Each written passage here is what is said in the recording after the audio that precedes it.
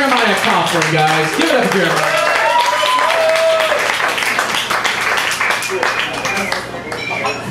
Keep it going for Dave Mascaro, ladies and gentlemen. Please and thank you.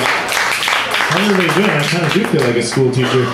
It's exciting. Give it up for Eugenios, too, for letting us do this. Yeah! This is rad. This place gets fucking smaller every time I come here, I swear to God. It's creepy. The magic shrinking bar. So Dave kind of told a lot of stories about when he was like real young in school, and I don't really remember any of that shit.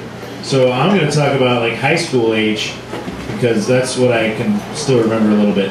I'm 32, so that was a while ago. I don't remember show and tell. I'm sure I stole somebody's keyboard, but I don't know. So I went to high school in a small town in eastern Washington. You guys are from Washington?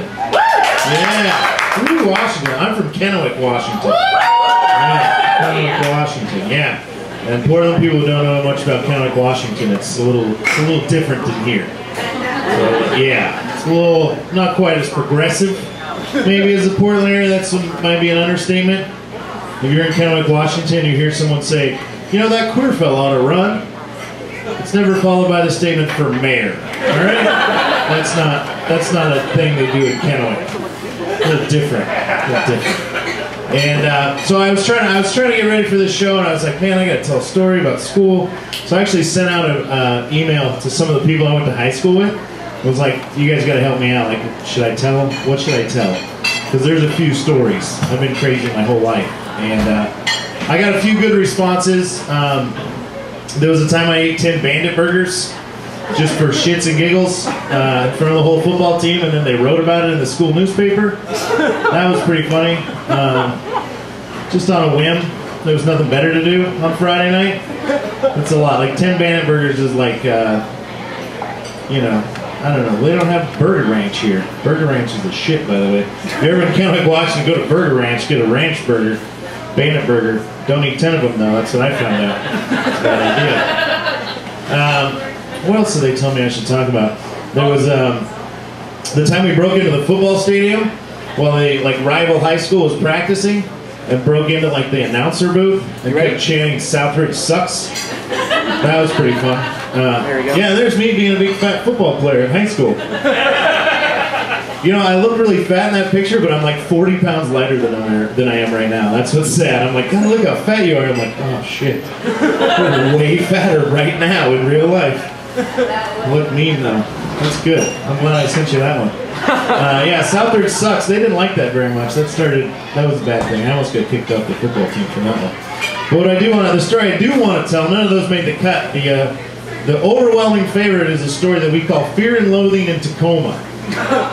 And yeah, my senior year in high school, our ladies basketball team, the Lady Lions of Kennewick High School, they went undefeated. And they got to go to play in the state tournament that's in Tacoma, Washington. And we saw that as a very good opportunity to not go to school for a week. If it makes sense.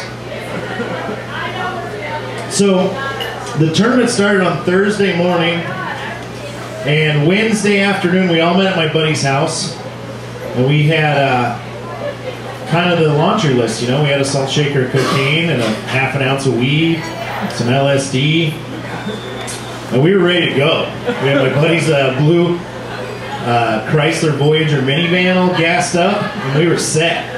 We were going to go, and we were going to leave Thursday morning to get there on time to see the first game. And at about 11:30 Wednesday night, somebody said, we should just take some acid right now and go. And that seemed like a really good idea to a bunch of 17-year-olds. And so we did. One kid didn't. Of course, he was the driver. Because we're not crazy, you know. We're just 5 kids on acid in a blue van. So we take off. I remember we had white T-shirts that we painted that said "Fear and Loathing in Tacoma" on them. And I remember being really, really high in a convenience store in Ellensburg, Washington, and having this guy go, "Fear and Loathing in Tacoma. What does that mean?" And I was like, I don't even know right now. What does any of this mean? And I ran. And So I'm in this car, and there's my buddy Casey, 2 kids named Casey in the car. Jordan is driving. I'm in there, and our buddy Vince, who's like the token Mexican guy, and he's crazy. Like he's literally a psychopath. I'm not sure if he's out of prison right now. But and we're all really, really high. We're smoking weed. We're driving over to the mountains. We're on Snoqualmie Pass. And at some point, I convinced everybody that we should take our pants off.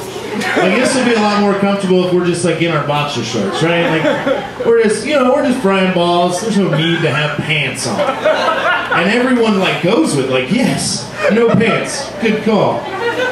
And we're, like I said, we're right around the area of Snoqualmie. You guys know where Snoqualmie is? Like Snoqualmie Falls, that area there. He does. I'm not looking at it. Were you ever in a van with a bunch of crazy dudes? Probably. Alright, so you're relatable. Alright, that's good. Anyway, Jordan, the driver, has decided that what we need to do is roll all the windows down in the van and straddle the white line to where we're on the drunk bumps and turn the radio as loud as it'll go and scream wake-up call to everybody, because we've all kind of settled down a little bit on this whole acid trip fucking magical mystery tour that we're on. Well, there is a Washington State patrolman behind us as this is happening. You know, there's like smoke billowing out of this van. And so we get pulled over. And we're all very, very frightened. And the first thing he says is like, so who's got the dope in here? Right? And we're like, no, we got cigarettes. We don't know, like we think we're like smarter than this guy. You know, and he's like, no, really, if you just be honest to me, I might just let you go. So I was like, all right, we got this, and this, and this, and that's it. And he was like, you guys are fucked. And I was like, wait a minute. I was high and I believed you. You said we were going to be fine. But we weren't. So then they search us all, and there's like, you know, these 4 cops, and they're sitting there going through all this stuff. My buddy's got like a first aid kit where he keeps all the glass pipes and all the weed in, and they're like, seriously, these cops are so fucking dumb. And they were like, well, I don't know what this is for, or what this does. It's like, that's a big lighter, dude. What are you talking about? Get out of your mind. So they search the youngest Casey, and he's still got like sugar cubes with LSD on him in his pocket, right? Side note about Casey is he is the local Kennewick, Washington DARE officer's son. You know what DARE is? Yeah, this is his son. And we're all getting arrested, and he's got acid in his pocket. And the cop goes, you have a sugar cube in your pocket. What are you, diabetic? And he says, no, it's acid. Retard, what are you doing? No! So they cuffed us, they put us in the back of this fucking car. So it's me, Vince, and Casey in the back of the state patrol car. And Vince is still really, really high. And he keeps, I don't know, have you guys ever seen Nice Dreams? Yeah. You know, Pee-wee, and he keeps, I said I'm sorry! I'm not sorry! I said I'm sorry, but I'm not sorry. Which is really funny right now. It wasn't fucking funny in the back of the state patrol car when you're frying balls, because I was sorry. I was really sorry. I mean, this was fucked up. At one point, we're out there, you know, so they write us a citation, and we're still like kind of milling around.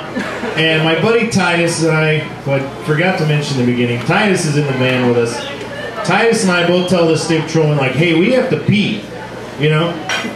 And so there's like this little hill, and we climb up this little hill, and there's this big fat cop standing there. So like, imagine me in a cop suit, I guess. And he's like, you boys run and I'm shooting. That's what he said. Like, it's like, dude, that sounds pretty serious right now. I'm kind of afraid of this whole idea. I mean, we're in Snoqualmie, Washington. I don't know if you know, that's like, those guys couldn't figure out who killed fucking Laura Palmer. It took them 2 seasons to figure out who killed Laura Palmer. But they figured out pretty quick that we were a bunch of fucking crazy dope heads in a blue van. So, like I said, they write us a citation. They take Casey to the jail, and he has to call his dad, the DARE officer, on the phone. Yeah, and like, we go into the police station to use the bathroom because it's just been like the craziest night ever so far. And we see Casey like in the little cell, like looking out of the little window at us, like, you gotta fucking help me, man. Like, you gotta help me. And it's like, dude, you should have had diabetes when you had a fucking chance. Like, we could have all be gone by now. I know. So they let us go. Casey's parents had to come get him. We weren't allowed to be friends with Casey anymore after that, which was sad because he was a good kid, but he was dead to us after that. But the whole thing was that we went to the rest of the basketball tournament. We ended up winning the state tournament, won the state title. The Lady Lions of Kennewick, Washington, they won, and everybody was all excited. And we're still in Tacoma. But there's like, we're getting phone calls. This is before cell phones. This is like in 1999. So, or it would have been 2000. But, you know, like not everybody has a fucking cell phone. So, like we call home and it's like, what is this, like this story has like circulated through the school and then through the town that we like killed somebody basically. Like something gone terribly wrong and that we're like drug mules and we were going to fucking Canada to, you know, like meet up with Mr. Big or whatever. Like there was a whole fucking backstory that we have nothing to do with. And none of that stuff really happened. And we came home and, you know, some of the teachers were like, oh, I'm glad that you, like, what are you on parole? You know, like they thought we were like really like gotten in a lot of trouble. The best part about that story, the best part is that what actually happened, like what we were actually going, we were gonna go past Tacoma and go to Seattle that night.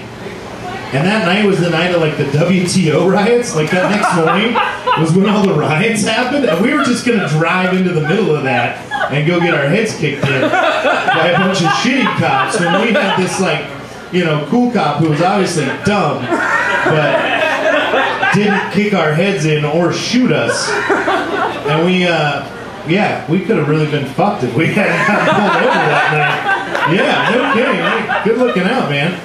So, yeah, that was good times. Crazy Dope Heads in the blue van. I'm going to turn it back over to David now. Thanks, guys. Have a good night.